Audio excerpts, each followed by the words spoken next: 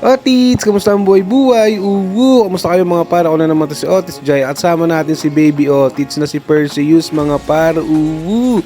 So for today's video mga para, isinama ko nga pala si Baby Otis mga ka-Otits para mamalengke mga para kasi si Mama kailangan matulog. So Perseus, sinama ko muna siya habang si Mama ay natutulog mga par. Uwu.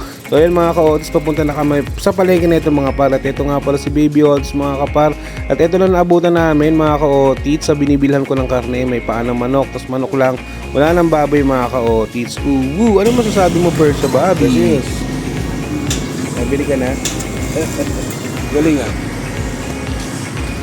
So ayan mga ka-Otits, ito nga pala yung nabili namin ni Perseus mga pa. Bumili kami ng manok at bumili kami ng sitaw mga ka-Otits. Bali magluluto tayo for today's video mga pa. So tara, umpisa na agad natin to mga ka-Otits.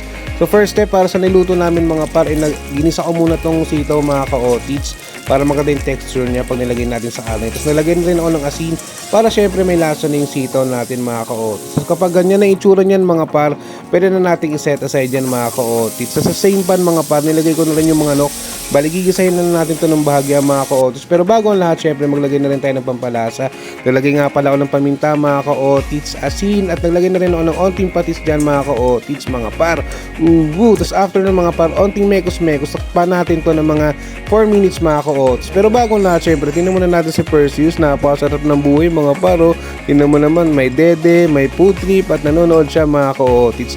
Then after 4 minutes mga par, ito na nga pala yung mga manok natin mga ka-Otits. Then after nun mga ka-Otits, naglagay na pala ako ng bawang. Hindi na ako naglagay ng sibuyas dahil napakamahal ng sibuyas mga par. Noong panahon na yan, ewan ko lang kayo kung nagmura na. Pero anyways mga par, naglagay na pala ako ng toyo mga ka-Otits. Bali parang aadobohin lang natin tong manok mga par. Naglagay na rin ako ng suka. Pero huwag nyo munang haluin mga par pag naglagay kayo ng suka.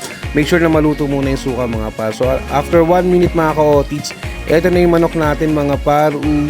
So after nun mga ka-Otits, mekos-mekos lang natin ng bahagya para kumalat yung lasa sa manok natin. Then after nun, pwede na natin tikman yan para mapag-adjust tayo sa lasa mga ka-Otits. So goods na yung lasa nito mga ka-Otits. Medyo nakulangan lang ako sa paminta. So nakita nyo naman naglagay ako. Tapos after nun, nilagay ko na rin yung sitaw natin mga ka-Otits. Bali mekos-mekos lang natin itong mga par.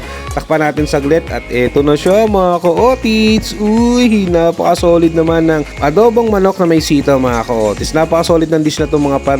Napaka-basic lang din. Siyempre sundan nyo lang yung ginawa ni Otis Jai mga par.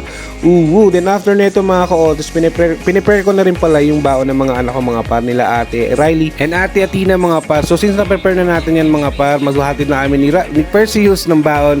Let's go mga ka-Otits. Let's go! Babay ka na Perseus. Bye-bye! Bye-bye!